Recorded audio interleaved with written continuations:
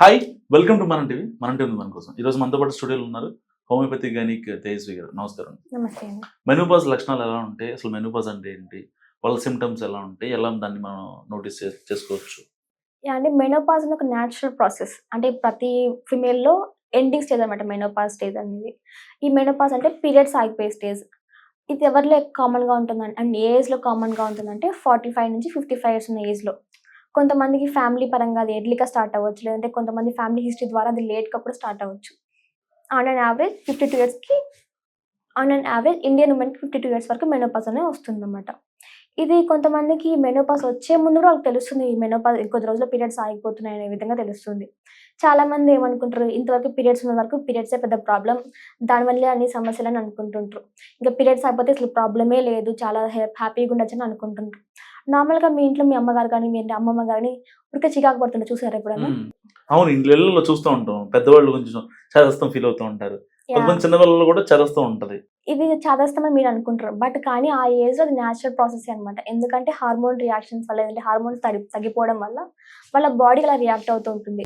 ఊరికే కోప్పడడం గాని, లేదంటే చాదస్తం అనడం గాని, లేదంటే చేసిన పని మళ్ళీ మళ్ళీ చేయడం, లేదంటే కాన్సంట్రేట్ చేయలేకపోవడం ఏ పని పైన కూడా, ఊరికే అలసిపోవడం ఇవన్నీ కామన్‌గా ఉంటాయి ఆ ఏజ్‌లో. ఎందుకంటే నార్మల్‌గా ఈ పీరియడ్ టైమ్స్‌లో ఏముంటుంది, మన బాడీలో ఫీమేల్ హార్మోన్స్ ఉంటాయి. ఈ ఫీమేల్ హార్మోన్స్ ఏం చేస్తాయి, మన బాడీలో అన్నీ యాక్టివ్‌గా ఉండేలాగా మెయిన్‌గా estrogen hormone important role play చేస్తుంది. ఈ హార్మోన్ ద్వారానే బాడీ ఫంక్షన్ కానీ, స్ట్రక్చర్ కానివ్వండి, లేదంటే బాడీ మెటబాలిజం కానీ అన్నీ డిపెండ్ అవుతూ ఉంటాయి.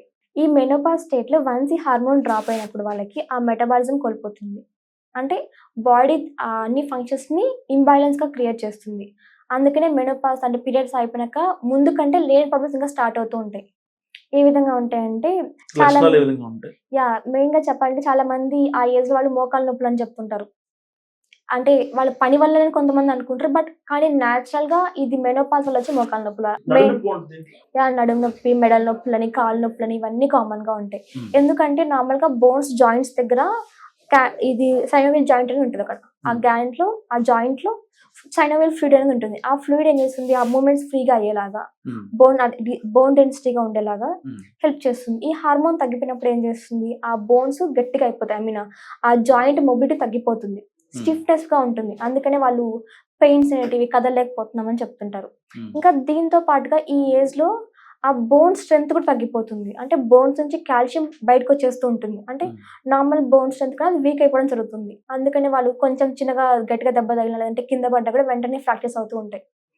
మెయిన్‌గా ఎల్బో దగ్గర, రిస్ట్ జాయింట్ దగ్గర ఎక్కువ ఫ్రాక్చర్స్ అవుతూ ఉంటాయి. ఈ 2 ఈ బోన్‌కి సంబంధించి. దీంతో పాటుగా ఈ మెనోపాజ్ స్టేట్‌లో వాళ్ళకి ఈ మెనోపాజ్ స్టేట్‌లో వాళ్ళకి కామన్‌గా వచ్చేది హాట్ ఫ్లషెస్ అంటాం.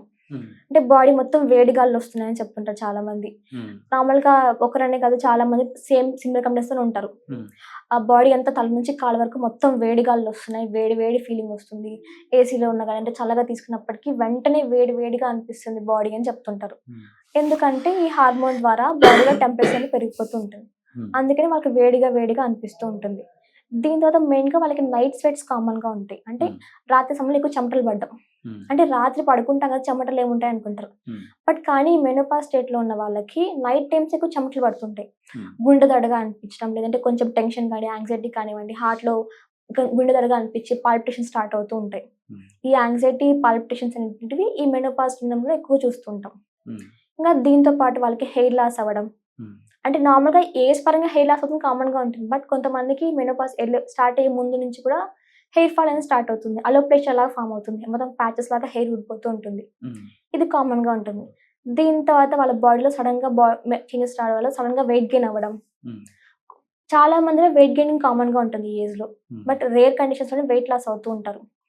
ఇంకా ఈ వెయిట్ గెయినింగ్ అనేది కామన్‌గా ఉంటుంది. దీంతో పాటు చాలా మందికి మెనోపాజ్ అంటే పీరియడ్స్ అయిపోతాయి కదా! బట్ ఇది అయిపోవడమే మెనోపాజ్ అంటాం. బట్ కొంతమందికి ఏమంటే ఈ మెనోపాజ్ అయిపోయిన తర్వాత కూడా అప్పుడప్పుడు స్పాటింగ్ లాగా కనిపిస్తుంది. మళ్ళీ బ్లీడింగ్ స్టార్ట్ అయ్యేలాగా, మళ్ళీ పీరియడ్స్ స్టార్ట్ అయ్యేలాగా అనిపిస్తుంది. ఇది పోస్ట్ మెనోపాజల్ సిండ్రోమ్. ఇవన్నీ ప్రాబ్లమాటిక్‌గా ఉంటాయి. అంటే మెనోపాజ్‌లో ఈ సింప్టమ్స్ అన్నీ ఉంటాయి. బట్ దీంతో పాటుగా అవన్నీ మళ్ళీ బ్లీడింగ్ అని కనిపించిందనుకోండి, ఆ టైంలో చాలా కేర్ తీసుకుంటూ ఉండాలి. ఎందుకంటే సర్టెన్ ప్రాబ్లమ్ లేనిదే అలా బ్లీడింగ్ కనిపించకూడదు ఆ టైంలో. కాబట్టి ఈ వెయిట్ గెయినింగ్ అవుతున్న, హెయిర్ లాస్ అవుతున్న, నైట్ స్వెట్స్ కానివ్వండి, లేదంటే మూడ్ స్వింగ్స్ అంటాం కామన్‌గా. చికాకు పడడం, కోపం పడడం, లేదంటే అందరిపైన అరవడం కానివ్వండి, పని పైన కాన్సంట్రేట్ చేయలేకపోవడం, వీక్‌నెస్‌గా అనిపించడం, బోన్ డెన్సిటీ తగ్గిపోవడం, ఇవన్నిటికి ట్రీట్మెంట్ అనేది తీసుకోవాల్సొస్తుంది. అందరూ ఏమనుకుంటే ఇవైతే న్యాచురల్ ప్రాసెసే కదా! విటమిన్ టాబ్లెట్స్ లేదంటే సప్లిమెంట్స్ తీసుకుంటే సరిపోద్ది అనుకుంటారు. మెయిన్‌గా కాల్షియం కోసమని కాల్షియం ఫుడ్స్ కానివ్వండి, ఇవన్నీ తీసుకుంటాం. బట్ ఇవన్నీ తీసుకున్నా కూడా వాళ్ళకి అంత రిజల్ట్‌గా అనిపించదు. ఎందుకంటే ప్రాబ్లమ్ ఇంటర్నల్‌గా ఉంది కాబట్టి, హార్మోనల్ ప్రాబ్లమ్సే కాబట్టి మెయిన్‌గా. హ్మ్. అంటే సడెన్‌గా తగ్గిపోవడం వల్ల ఇలా అనిపిస్తుంది. మనం కనుక అంటే ఈ మెనోపాజ్ వచ్చే ముందు నుంచి కొంచెం కేర్ తీసుకున్నట్టయితే, ఈ మెనోపాజ్ ఫేసే వాళ్ళకి హ్యాపీగా ఉంటుంది. ఆ సింప్టమ్స్ అన్నీ సివియర్ ఫార్మ్‌లో వెళ్ళకుండా, లేదంటే ఆ పెయిన్స్, లేదంటే మూడ్ స్వింగ్స్ కానీ, లేదంటే హార్మోన్స్ డిరేంజ్ అవ్వకుండా ఎర్లీగా ట్రీట్మెంట్ తీసుకుంటే అవన్నీ తగ్గుతూ ఉంటాయి. యాహ్! సో ఇది తేజస్వి గారి అనాలిసిస్. మీరేమనుకుంటున్నారో మస్ట్ కామెంట్ చేయండి. చూస్తూనే ఉండండి మనం టీవీ.